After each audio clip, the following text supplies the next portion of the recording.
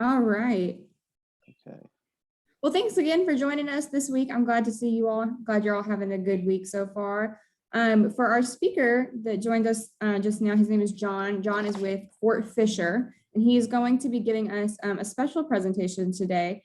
Hopefully he'll be joining us in the future for more presentations, more about like the history of Fort Fisher and things like that. But today, actually, he's giving us a presentation over Memorial Day with the holiday coming up this weekend. So John, I will go ahead and turn it over to you if you're ready. Well, yeah, thank you very much. I've got a PowerPoint to show some photographs that I wanted to go over. So yeah, you're all get set that. with that. I just did that. Yep, good to go. Yay, okay. Well, I truly appreciate you allowing me this opportunity to come talk with you. This is probably one of the weekends that means the most to me, as someone who's had numerous friends in the military, one who never came home. This is a weekend that always has been something important in my life and something I have always wanted to talk about. Every year I go around and talk about the importance of Memorial Day and what it means, not just to me, but what it's supposed to mean to the entirety of this country. And that's one of the things that I would like to do. So let me see if I can get this going, and let me see if I can share my screen. Okay, so here we go. Ta-da! Now, can everybody see the PowerPoint? Okay. Not yet. Not yet. Okay. So Now, I am sharing my screen. Okay. So what I want to do is sort of give you a brief overview history of Memorial Day and how this really is more of a community-wide event. And that's what it's originally meant to be. And when you look at oh, well, I got my jokes. I always throw jokes in with everything. So even though this is a very serious topic, I always want to make sure that we have time for jokes. So my first joke was, why couldn't President Lincoln be charged of a crime? That's because he's innocent.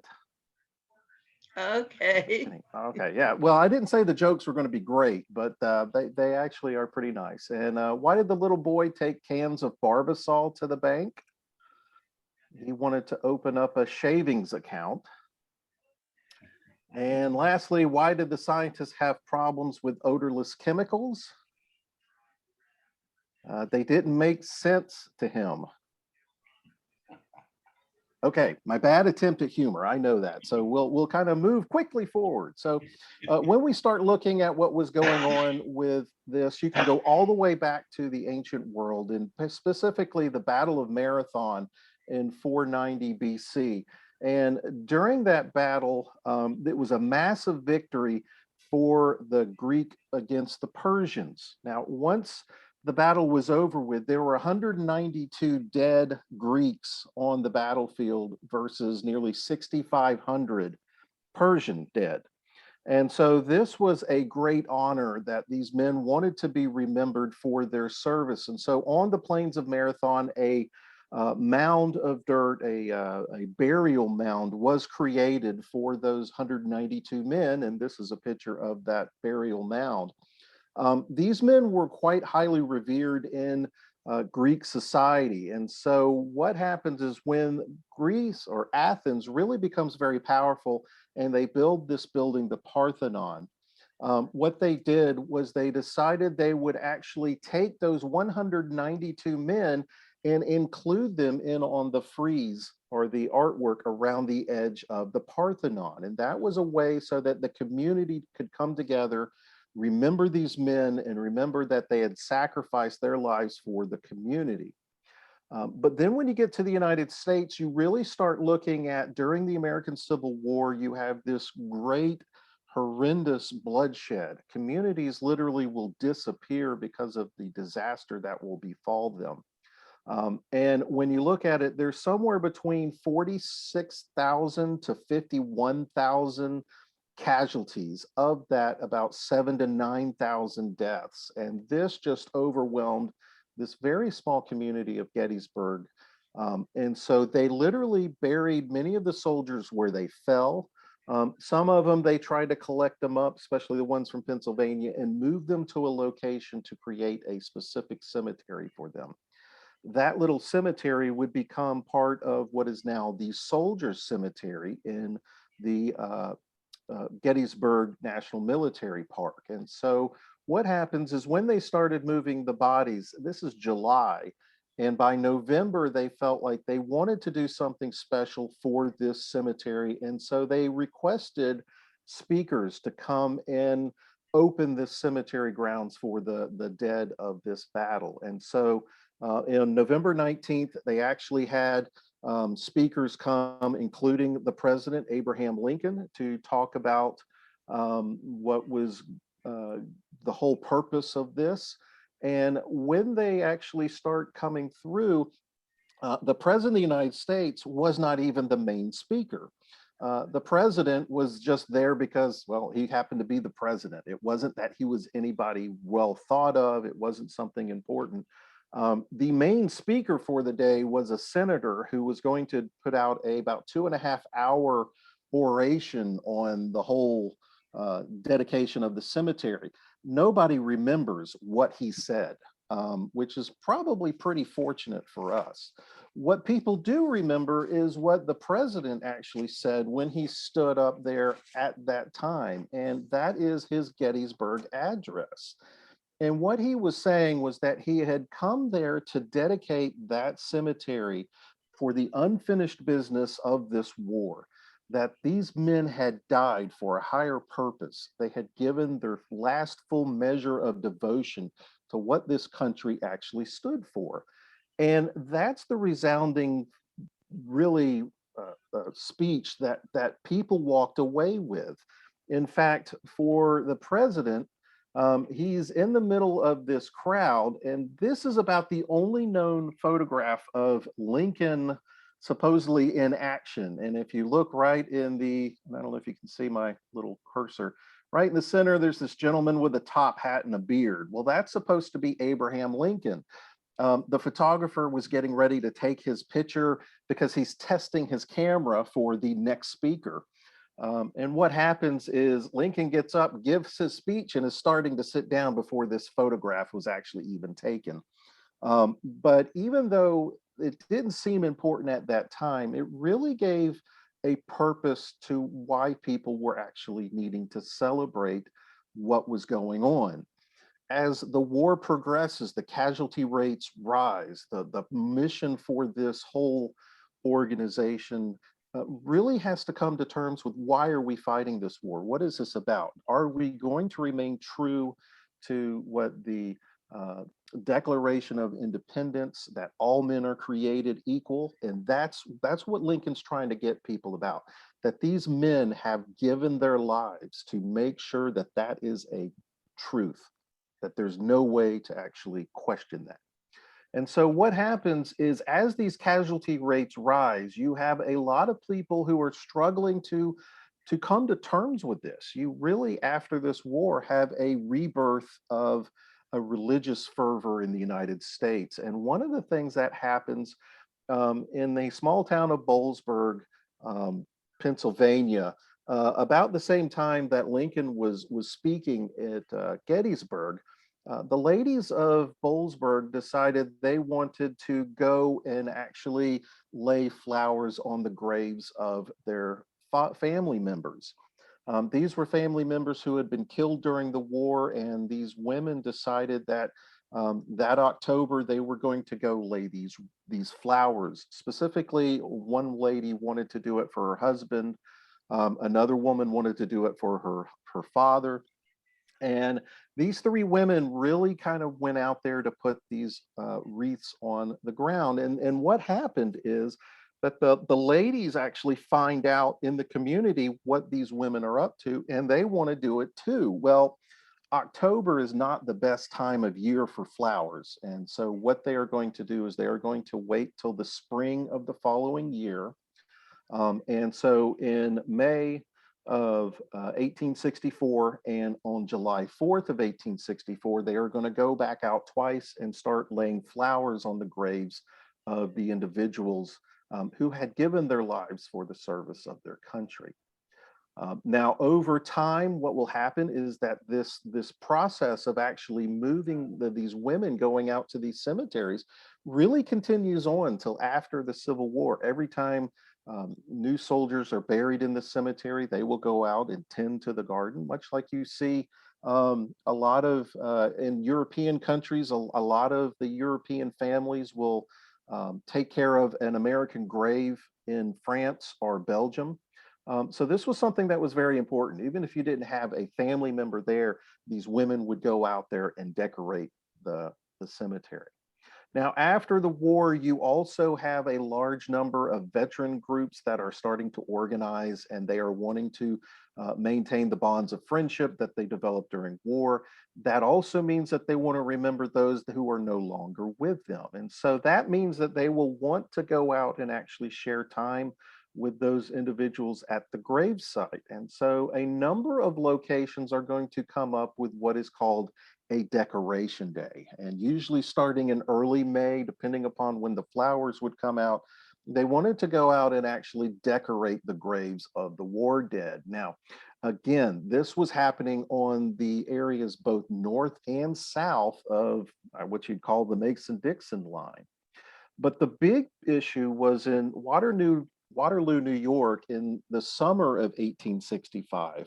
A gentleman decided, who was the local druggist, and let me get his name for you. He decided that what he wanted to do was to make sure that not only are the veterans recognized, but that the dead who had sacrificed their lives during this war were recognized at too. And this was druggist Henry C. Wells. He mentions to a couple of friends that it would be nice to do something as a community effort to actually recognize what these men had done and what they had sacrificed for. And what he will do is he will contact one of the local leaders of the Union Veteran Organization, who was this gentleman who is General John B. Murray. And they will decide in 1866, 1867 to go out and actually decorate the graves. Now, as a part of that, they really want to get the community behind it. And so they will actually ask for not only volunteers, but they're also going to create a parade. They want these veterans to be able to be seen about the public. And so they're going to put them in carriages, pull them through the community all the way to the cemetery, where the women and the men and the children can go in and lay flowers on the graves and pay their respects to these individuals who had given the last full measure.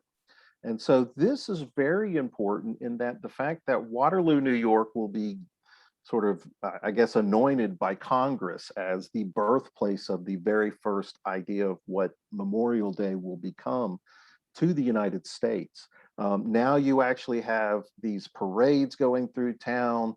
You'll have people dressed up in their finery to go in and start placing decorations around town. You'll see large symbols of the United States flag. You'll actually have the community coming together to celebrate those who had actually made this sacrifice. And what will happen is, by 1868, the National Union Veteran Organization, the Grand Army of the Republic, says this is a great idea. This needs to go national. And so pretty much what happens is, all throughout the North, you have these organizations of veterans that sponsor Memorial Day for itself. Now, in the South, they are doing pretty much the same thing, but it's not on as organized a basis. Each community has its own thought. In fact, for one of the communities in Mississippi in 1866, they start laying flowers on the graves of not only the Confederates, but also the Union dead in their town cemetery. And so what they're trying to do is they're trying to bring the community together and to try to move forward. And that's one of the important things about this. As the 19th century continues on, you really start having other people. You actually had to get tickets to go to this. And so you actually start having other towns really doing it. Now, a lot of communities will say, we were the very first to do this. There's a story out of Warrenton, Virginia, that said they had it. Savannah, Georgia says they did it as well. And there's other communities like Columbus, Georgia, that is actually laying down the flowers. And in fact, there's the first Confederate Memorial Day, just to be different. Now, in the South, it was originally named Memorial Day. In the North, it was Decoration Day. But Northern GAR members thought Memorial Day really spoke more to what they were trying to do, and they used Memorial Day. Well, the people in the South, not to be outdone, decided to put Confederate in front of Memorial Day, and they decided to have Memorial Days when they wanted to, not on the day that was prescribed by the GAR, which was May 30th. Now, northern states also did what they wanted to. And so while they were really trying to organize this and bring it together, May 5th was the date of the very first meetings for the Memorial Day or Decoration Day services. What they would come to terms with is that really in May, there were a number of Civil War battles that happened throughout May. So what they were trying to do is if you had a date that was your Memorial Day, you ran the risk of actually celebrating Memorial Day on the day of a very important battle. And what they wanted to do was to get away from that. And so they chose May 30th as the national day for Memorial Day because there was no major Civil War battle on that day. And so what you would find is on May 30th, they would still have the parades. They would get speakers who would actually come out and explain what was going on and why this was such an important day. Some of them were very unique, I would say, reading some of the reports. Some of them were condemning the dastardly Southerners for even starting the war. Some of them went off on wild tangents, and some of them actually stayed true to what Lincoln had actually wanted. And so throughout the North, it really came down to trying to remind people why this was important, why these people deserved to be honored. And so throughout the time in the North, you really have this whole sense of the feeling. The kids are being brought up understanding that Memorial Day was very important, that this was a reason to preserve the Union, and that this was a major milestone. But by the time of the 20th century, we now have a new war, and I apologize to anybody that speaks Belgian or French. I'm going to horribly massacre this name because I can't ever say it right. Ypres, I think it is, Ypres. In 1915, there was this massive battle between the French and the British versus the German army, and it was a disaster. Thousands of lives were killed and injured. The battlefield would look like a moonscape. It really was a horrible time for this, thousands of men. One of the Canadian units that was actually attached to it had a gentleman who was a medical doctor by the name of Lieutenant Colonel John McRae. And McRae, looking at the devastation not only to the community of this little Belgian town, but also to his own troops, couldn't help but be touched by what he saw in the surrounding area. And he writes the poem In Flanders Fields. And so In Flanders Fields, it's a story or a poem that he imagines what the dead are saying to the living, that they should not be forgotten, that they have given their sacrifice, and it is up to the living to choose what to do, but please do not let their sacrifice be used in vain. And that was very powerful. It is still a very powerful poem that is read today, especially at this time in England, or Britain, I should say, the United Kingdom. If you go to or see pictures from around November 11th, they are all celebrating Remembrance Day, which is based on the World War I armistice. And so this was really a very interesting poem that really set up everything. And what he really talks about is in Flanders fields where the poppies grow, between the crosses, row on row, mark our place, and in the sky the larks still bravely singing fly, sacred herd amidst the guns below. So what he's actually saying is he's witnessing these beautiful flowers growing among the crosses of the dead of this battle. And so it really strikes home to not only people in England, but also in the United States, especially when the United States joins the war.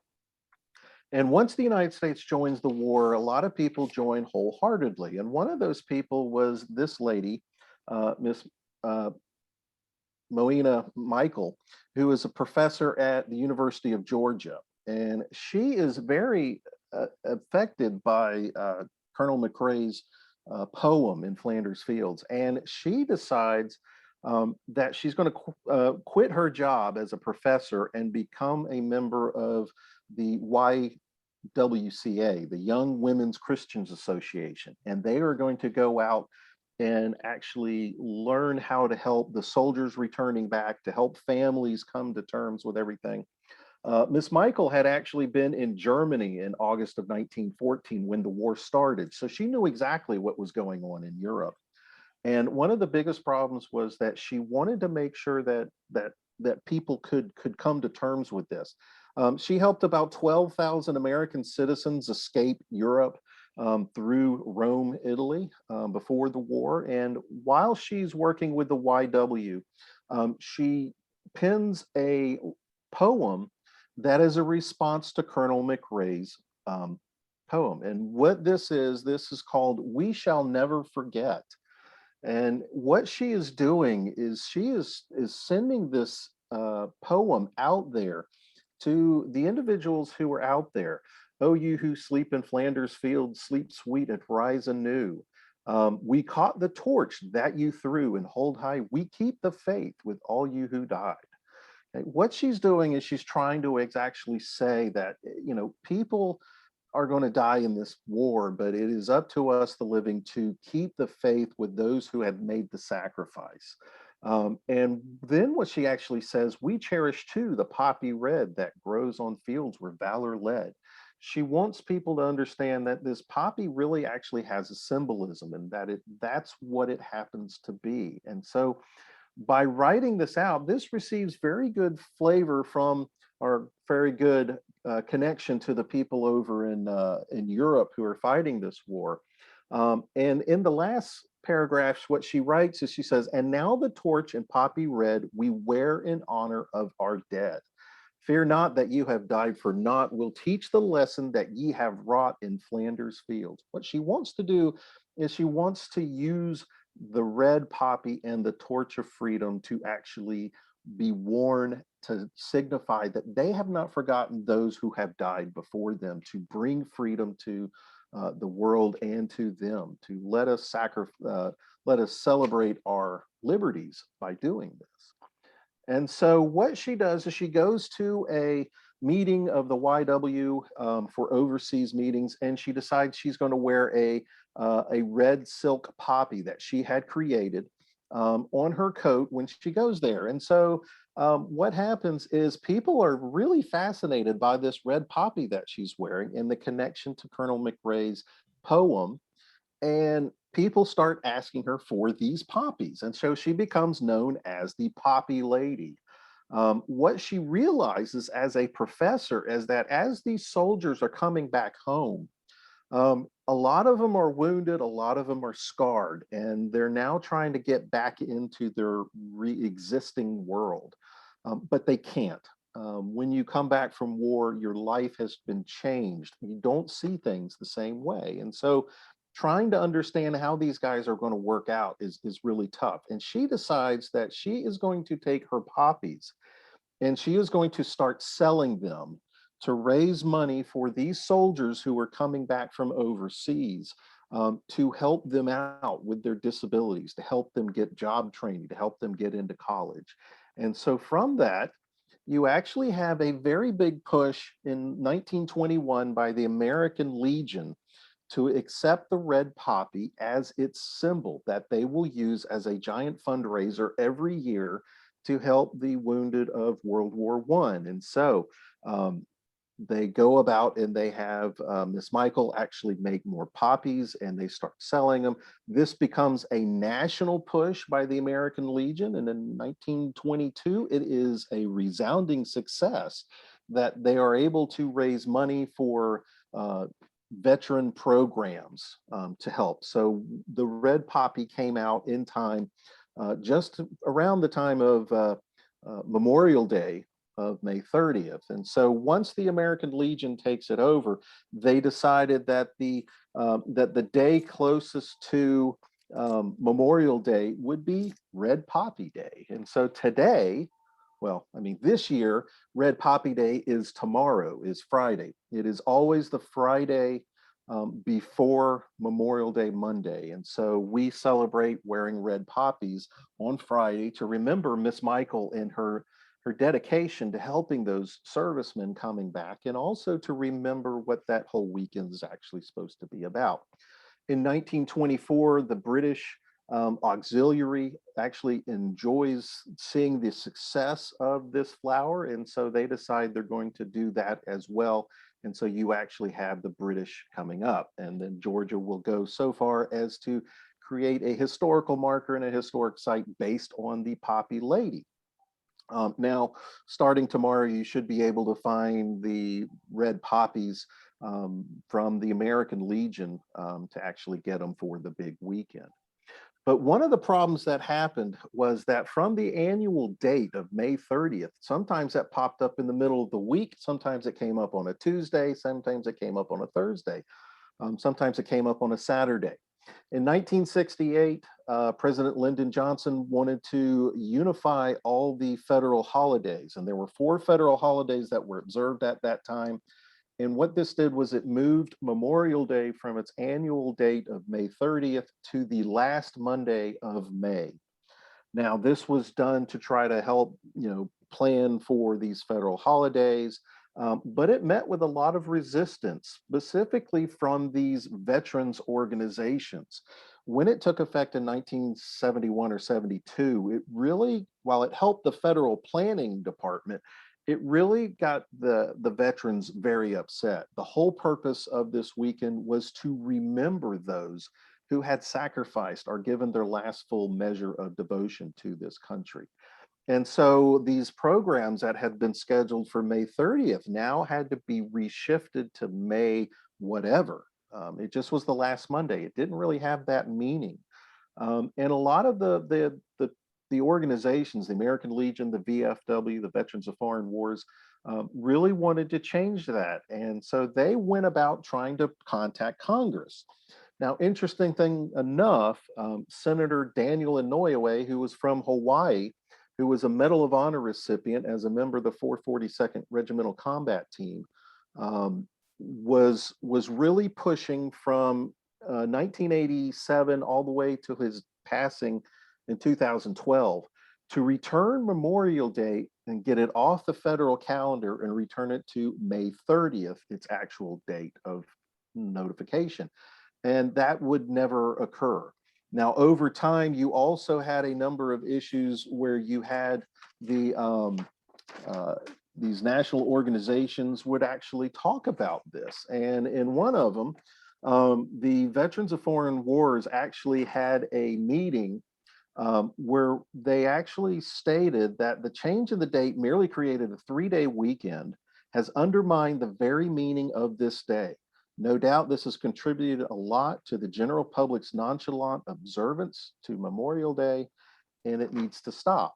And so what the VFW was trying to do was to say that this needed to change, that they needed to remember why this was. Now what you see is that this is the unofficial start of summer. This is the best weekend to buy bedding or a car or new clothes.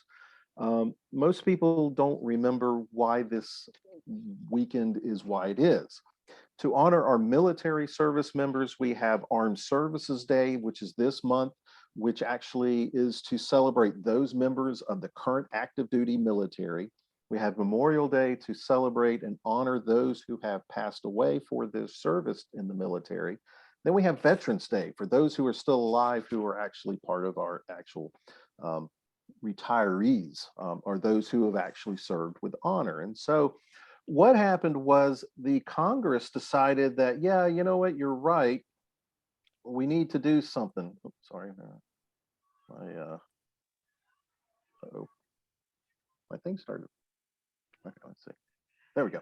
So what happened was Congress in 2000 decided to pass the National Moment of Remembrance Act. And so what this does is on May 30th, no matter where you are at 3 p.m., Congress has asked that all American citizens donate 1 moment of silence to those men and women who have actually given the last full measure of devotion to this country. And that's what they wanted to do. They're not going to change the holiday, but they want to make sure that people still remember why this holiday is important, that it's not about, hot dogs, hamburgers, and the beach. It actually has a purpose to it.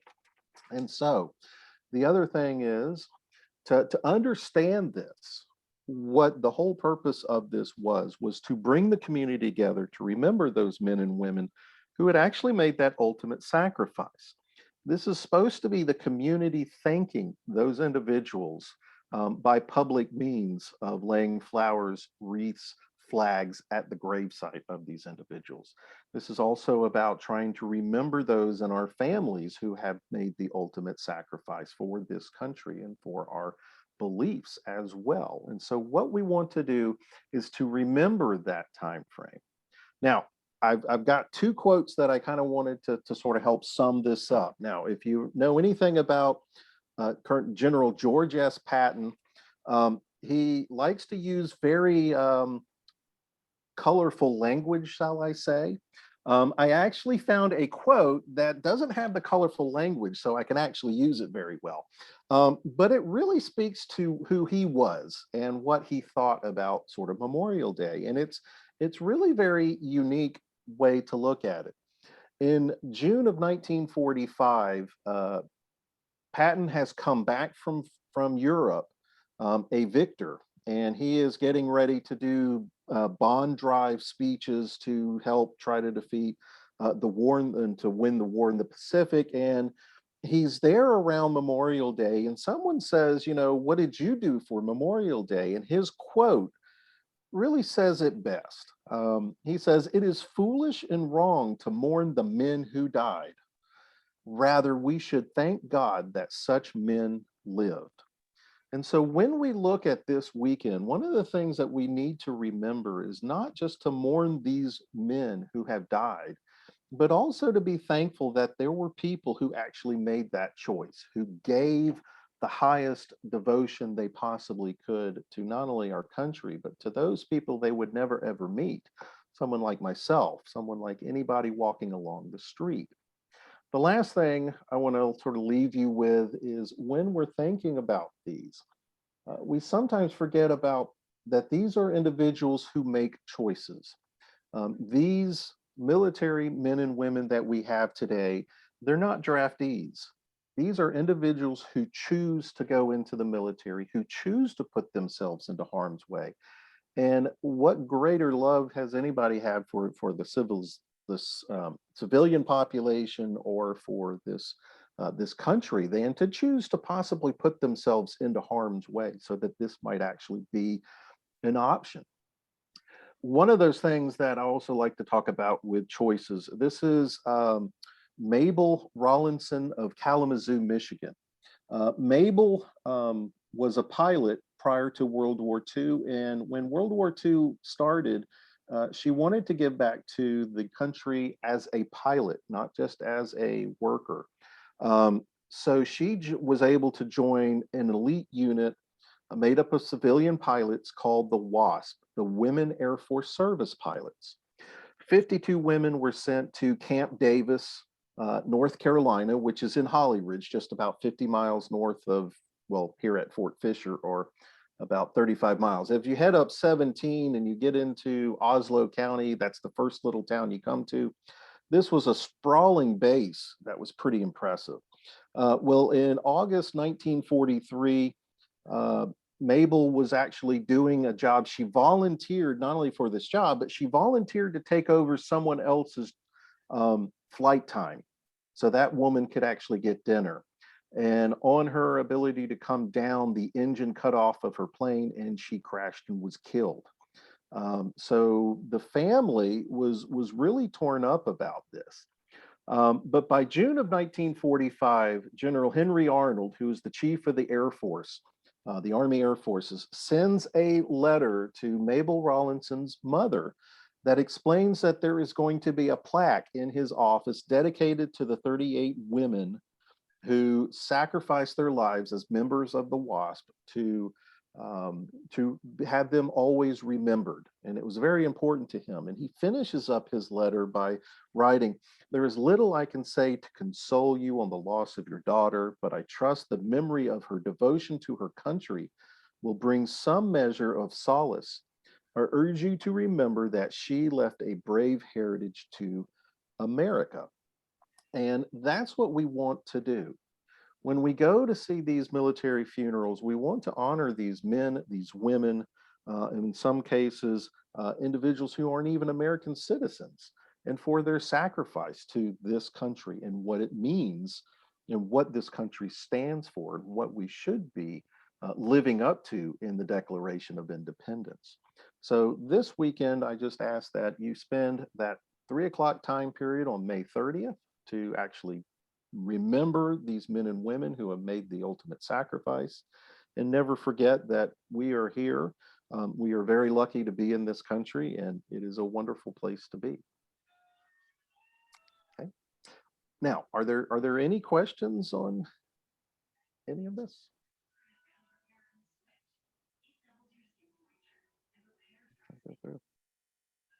If any of you out there are former military, thank you very much for your service.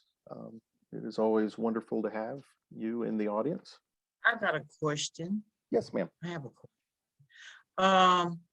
You mentioned something about a memorial or something in Holly Ridge.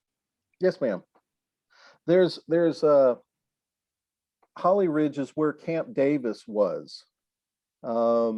It's okay. It's where the camp was that they were doing.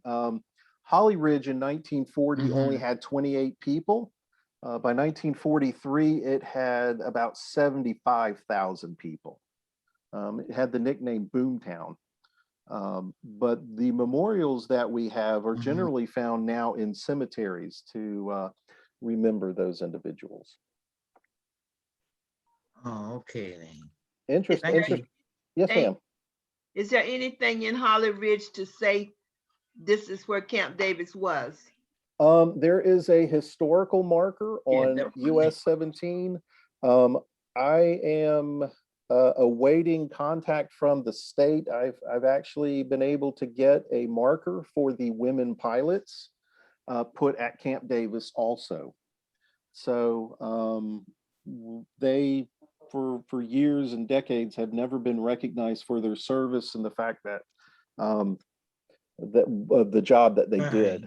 So we're getting them recognized with a marker for them, but there is a highway marker at right where the Camp Davis main entrance was. So hopefully this September we'll have the marker in. By any chance, would you happen to know approximately where that marker is or will be? The marker will be, I don't think I have it with me. The marker will be right at one of the major intersections in Holly Ridge. If you're driving up 17, if you're heading, I guess, north on 17, it's on the left-hand side. The marker would it be in the intersection? It'll be off to the side of the road. Side. Yes, ma'am. And it's a big silver plaque. To the left. Okay. It's a big silver plaque for Camp Davis. The WASP marker will also be very close to that one as well, for the entrance to Camp Davis. But there's nothing to show that there was a military base. I'm sorry, I got two people talking. What was that? Sorry. It's okay. Is there anything there besides this marker to show that there was a base there? No, ma'am. Unfortunately not. In 1945, the Army decided to tear down the buildings. What happened was they were needing homes for returning soldiers, and the barracks worked out perfectly. A lot of these little 1 and 2 room office buildings were actually sent around the country to become brand new homes for returning veterans. Here at Fort Fisher during World War II, we had a number of barracks that were here. A lot of them were purchased and moved off the site and down the street to become beachfront homes. There are still about 20 of those barracks still in existence here in Curry Beach. So one of the things we're trying to do is we're trying to help the local community mark which buildings are these former barracks so they can be preserved or get under historical nomination to remember them.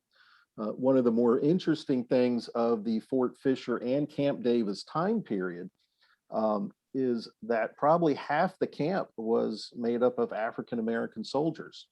You actually have the 54th Coastal Artillery, which was the only African-American coast artillery regiment raised during the war, trained at Camp Davis, trained here. And then they leave Camp Davis and go to the outside of San Francisco. They take over firing ports outside the little town of San Luis Obispo, and they'll protect the coast from any possible Japanese invasion. And what I find incredible is the 2nd Battalion of the 54th will be put on troop transports and sent to New Caledonia. And the adventures, well, I guess adventures is probably the wrong word to use, but what they go through just to get to their position is really pretty amazing. So it's one of the things I find very fascinating. I've been doing a lot of research on the 54th Coastal Artillery because I've never found a unit history of them, and I'm trying to put that together. Yes, ma'am, Miss Brown. Is there a history do you have any facts or information about the men and women that fought in that war, in that particular platoon? Do you have the names of, or any way you can get the names of the people? For the 54th? Yes. I have one of the yearbooks from 1942 that has all the names of the men. I have not found a unit history of the organization, so I'm trying to put one together. Most of these men, when the war ended, they kind of just dropped it. Most of them, and this is just a guess, I'm going to say probably about 75% of the men never went home. They stayed in California and built families and communities in California around the St. Louis Obispo area. There were some individuals that went back home and went back to life. But I find their story, as a historian, I find myself being more of a storyteller. I want people to understand what happened. During the 1940s, while these men are fighting fascism overseas, you've got what's called the Double V campaign going on in the United States. You know, victory against fascism overseas and victory for Africans at home, and getting rid of what would be considered the Jim Crow laws. So you have this really big community effort. It's pretty amazing to sort of see this history. I have not found any history of that unit. I've been able to put pieces of it together through multiple sources. Unfortunately, much like the women pilots that served at Camp Davis, as far as I know, all of the veterans of the 54th Coastal Artillery have gone on to their great reward. There are no longer any survivors to my knowledge.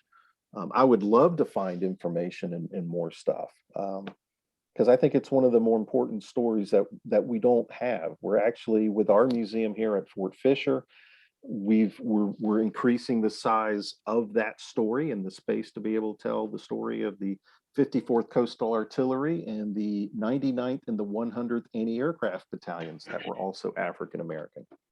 A lot of these stories have just been hidden.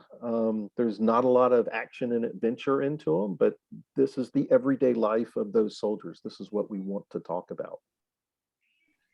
So, yes, sir, Mr. James. Yeah, so John, I really enjoyed this presentation. Me you, sir. too. And one of the things it did was some of the stuff that you related to, I remember, but not really where I got it from. But I'm pretty sure because I visited the museum at Fort Fisher years ago. And it brought back a lot of memories that I kind of knew some parts of, but didn't know all. But I really enjoyed this. Well, thank you. Well, one of the things that we're doing is we are hoping in, well, it's hard to say now that we've got the this COVID issue going on or coming to a close, but we're trying to raise money for a brand new building. And so this new building will have about 2 times more area to tell more of the stories of those individuals connected to Fort Fisher. We're trying to get away from just being a specifically Civil War Confederate fort. What we want to do is we want to tell a whole story. 40% of the troops who were involved in this attack at Fort Fisher were African. We have one of the 25 Medals of Honor awarded to Africans during the Civil War is earned here at Fort Fisher. That's not to say that we're not going to talk about the Civil War and the Confederacy. We're talking about the entire story. We're also bringing in women's history to the museum. We now know that we have these women pilots that were flying targets across the sky. And that was pretty crazy for me to think about. If you imagine going to the beach and you see these little airplanes pulling these signs that say "Eat at Joe's Diner," and if you imagine you're that pilot and someone's firing live ammunition at you, that's pretty scary. And that's what these women volunteered to do. So that's a pretty amazing thing. We've got all this women's history. We've now come to understand that the Lumbee Native tribe, the Lumbee Nation, which is over in Lumberton, they were actually conscripted to come down here and build the fort during the Civil War. We had no idea about that. So our interpretation is expanding to meet all the new interesting stories that we're figuring out, we're finally getting hold of. So what we want to do is we want everybody to realize that we're more than just this one little percentage segment. We have so much more to talk about, and it really impacts this whole community and how we understand things. And that's our job. As an educator and a historian, my job is to get people to understand, and I kind of put this in my PowerPoints, history is not just names, dates, and places. It's about real people having to make choices and how are the responses to those choices. That's what history is all about. We're not just people. We are individuals who make choices, and our choices affect those that sometimes we never know how it's going to react. When I taught 8th grade, that's how I wanted my students to remember things. I didn't want them to remember names, dates, and places. What I wanted them to know is that this event happened and people reacted to it. And then because of that reaction, there's another event or something else going on. And that's truly what history is. So I believe in telling every single story that I could possibly find to make people understand why this place is important. We are 4th highest in United States Medal of Honor recipients at this battle at Fort Fisher. There are 72 Medal of Honor recipients. This is the largest amphibious operation undertaken by the United States until July of 1943. That's incredible when you think about it. So we want people to understand all of this. John. Yes, sir.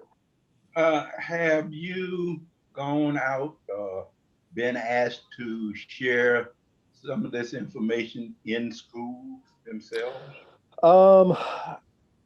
Yes and no. I get a lot of I get a lot of contacts from private schools and the Christian and the charter schools.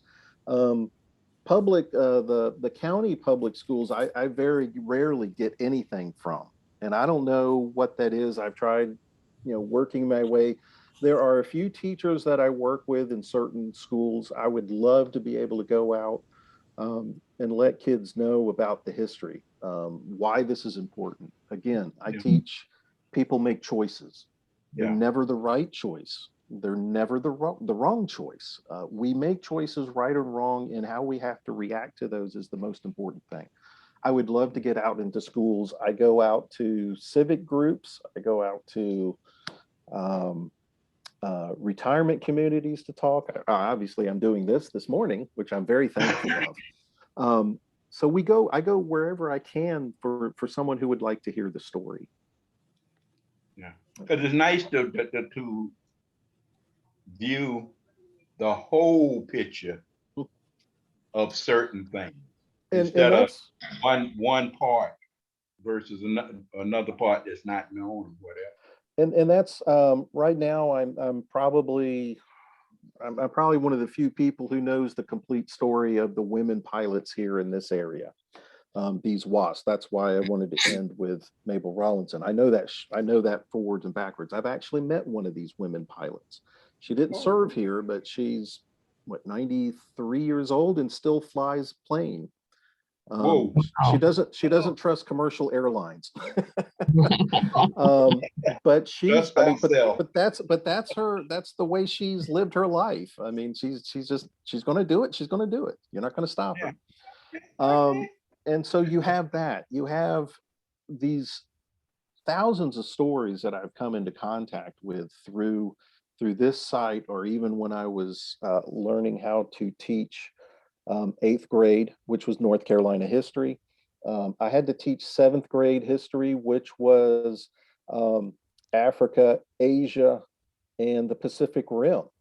I had no clue about African history, so I had to sit there for every night studying up on all these countries that I knew nothing about, and I was just amazed at the stories that come out when you don't know these things.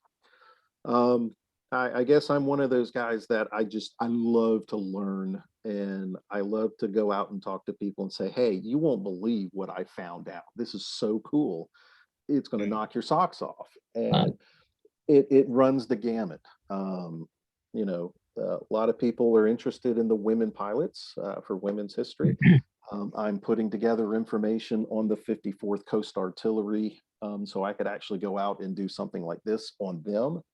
I'm trying to do more research on that. The fact that these guys, the 2nd Battalion, when they got to New Caledonia, ran into every single problem about just survival, not even thinking about, they're African American in a white army, is just incredible. Their troop transport sinks in the channel. They're coming into port, and the ship pulls up on shore, and the guys are actually able to climb down ropes and walk ashore.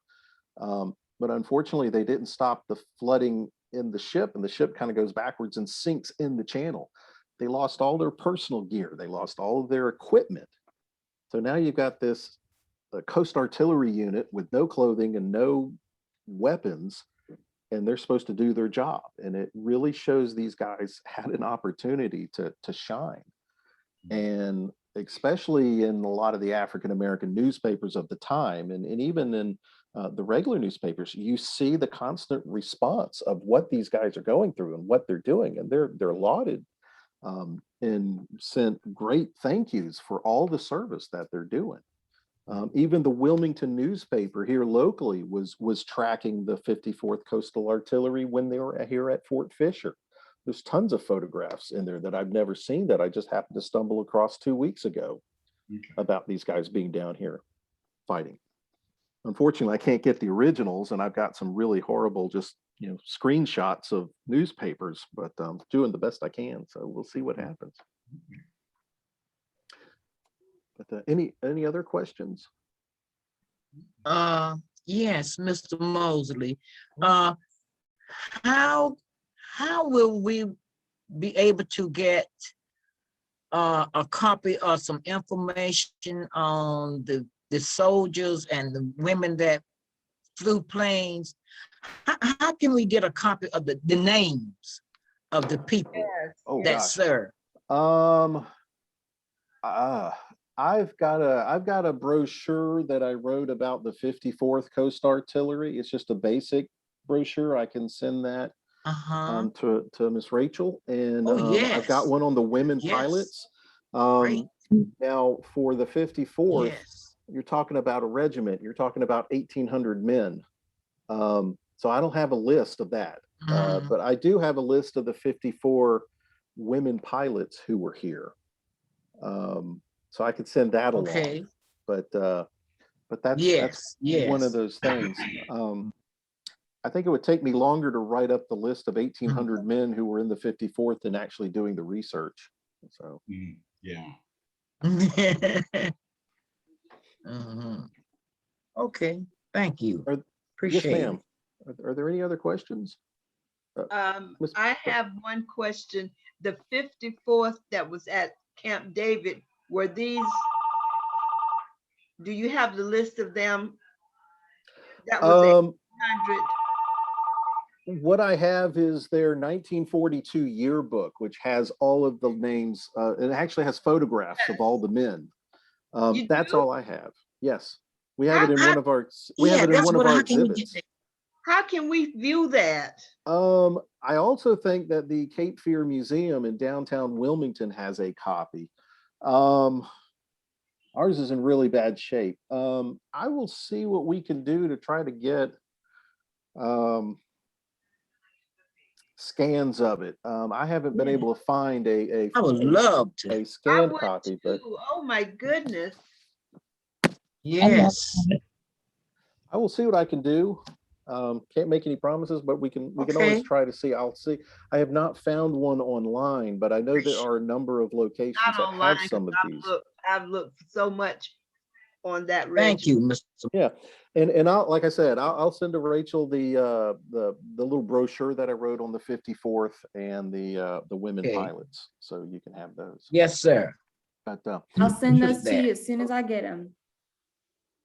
Thank you, Miss Rachel. Of course, of course. are there any other questions?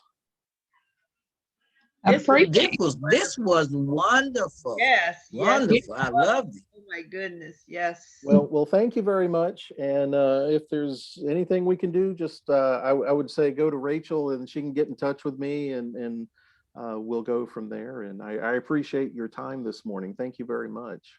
Thank Alan, thank you so Thank much. you. you. Thank Yes. you. You're welcome.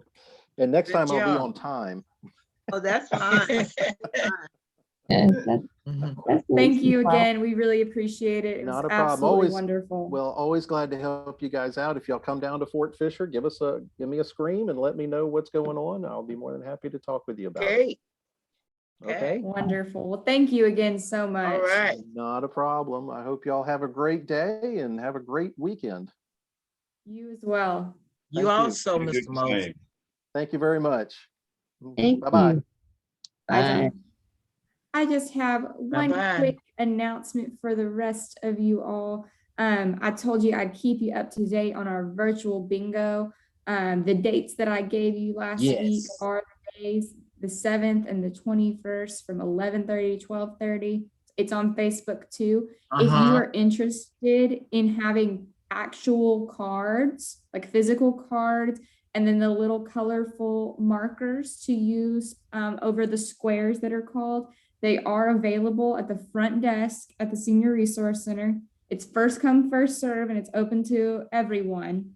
Anybody can go by that wants to play on those days. Now, something to keep in mind, if you go pick up those actual cards, you do not need to bring them back. You can hold on to them. We're gonna keep playing virtual bingo. So I'll announce what days in July when we get a little closer. We haven't decided on those yet, but you just hold on to your cards and those markers. You don't need to bring them back each time. If you want to use those, you just hold on to them at your house, and for the sake of that, they're yours. So they are available at the desk. You can just let Miss Valerie or anybody that's at the desk know that you'd like some, and they are happy to get those to you. And then one other thing, we are starting a new virtual fitness class. It's a seated exercise, strength, and light cardio class. If you're interested in taking a workout class from home, we do have space available in that class if you're interested. It starts June 16th. It's going to be on Wednesdays at 10:30. So if that's something you're interested in, let me know. I can get you some more information, but just wanted to pass that along in case you were, wanting to do something from home. But otherwise, that is all I have. I hope you guys enjoyed that presentation. He was very informative. Yes. Very. Yes, it was. The Yes. virtual bingo, is it still the 7th and the 21st? Yes, ma'am. The dates that I gave you are confirmed, and the time too. So you're all set. Mhm. And if you want to Okay. use that virtual Thank you, Ms. card Ray. like we did when we did that practice, that's going to be available, of course. So you can use that too. Yes, So, all right. all right. Does anybody have any questions or anything for me? What time is Have the a great birthday weekend. Be show? safe. I'm sorry. What time is the bingo? Yes, It's going to be from 11:30 to 12:30. okay. I was writing it in my notes so I don't forget it. And I'll remind you as we get closer. Don't worry. I'll keep you updated. But if you want to get those cards, I'd recommend going soon just so you have them. Don't run the risk of us needing to order more or something. So if you want them, go get them. They're there. And if you have any questions, give me a call. Okay. All This right. is You guys wonderful. have a wonderful weekend and a happy Memorial Day. You too. Thank you. Same Thank to you, you. Rachel. Thank you. Be Bye, safe, guys. Rachel. Be Great safe, job. guys. You. Bye, guys. All right. Have a Good blessed job. weekend, guys. You too. Thank you. Bye. Happy